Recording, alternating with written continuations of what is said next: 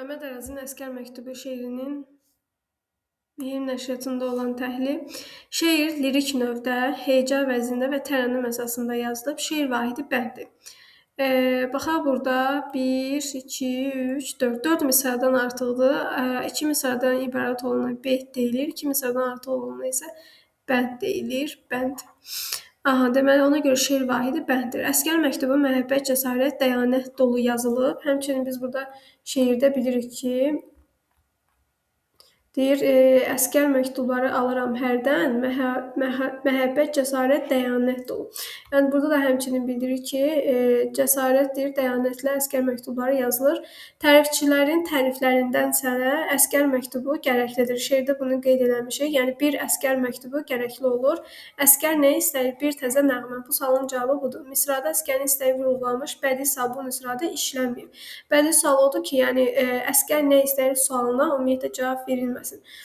Amma burada cavab verilib ki, əsgər bir təzə nəğmə istəyir. Bu sualın cavabı olduğu üçün bu bədii sual sayılmır.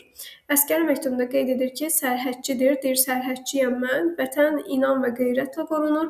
Bunlar olmasa silahlar lal kardır, deyir. Bunu da biz qeyd eləmişik. Bir nəğmə əsgərin barmaqlarında tətiyə söykənən cəsarət kimi mənalandırılır. Bu da doğrudur. Deyir ki, bir nəğmə əsgərin barmaqlarında tətiyə söykənən cəsarət olar. Bir nəğmədir əsgərin dodaqlarında isə sərhəd küləyinə həmsöhbət olar. Əsgər məktubunda göyərən dağın ətəyi də, zirvəsi də vətəndir. Bəli, orada deyir ki, torpaq göyərir, meşə üfüqlərəcən, amma bir dağ deyir göyərir, dağın ətəyi də, zirvəsi də vətəndir. Əsgər məktubunda qaya təmkini, quş səksəkəsi, nişan həsəti, toy həvəsi əks olunur. Həmçinin orada keşikçi nidası da vardır. Əsgər məktubunun cavabı həm asan, həm də çətindir. Bu olacaq bədii təzad olur.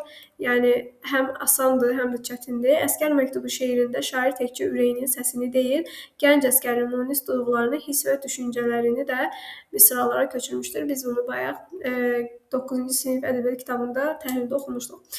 Şeirdə sülhə çağırış əsas ideyanı təşkil edir fikri yanlışdır. Ümumiyyətlə sülhə çağırış ideyası yox idi orada. Bu yanlışdır. Vətən yolunda şəhid olanlarla bağlı məqama yer verilmir. Elə bir məlumat da yoxdur. Əsgər məktubları yalançı təriflərdən uzaq olur. Mərdlik, dəyanət aşılayır. Bu doğrudur. Çünki şeirdə deyir ki, neçə tərifçinin təriflərindən bir əsgər məktubu gərəkli olur. Əsgərlərdən gələn kağızlarda müxtəlif duyğular əks olunur. Müəllif əsgər məktublarını ürək arğısı ilə qarşılamır. Xeyr, əksinə xoş duyğularla qarşılayır. Bu da yanlışdır. Şeirdə şair təkcə ürəyinin səsini misralara köçürməyib. Bunu dedik.